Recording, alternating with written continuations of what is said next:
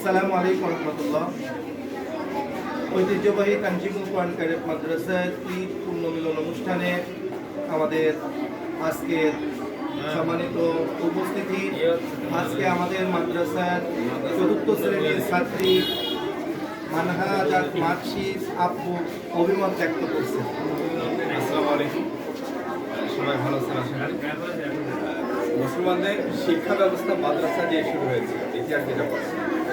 আর জ্ঞান বিজ্ঞানের সূত্রপাত হয়েছিল মুসলমানদের হাত দিয়ে, এরা মধ্যপ্রাচ্য থেকে।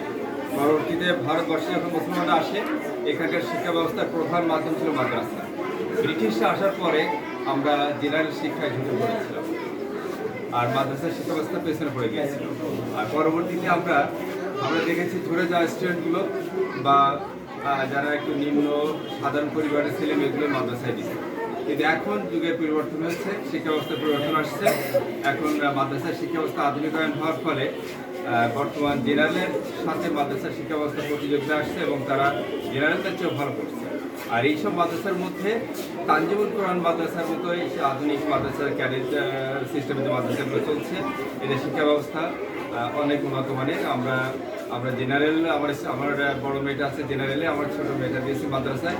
আমি এখন সবাইকে উদ্বুদ্ধ করি মাদ্রাসায় দেওয়ার জন্য। ধন্যবাদ।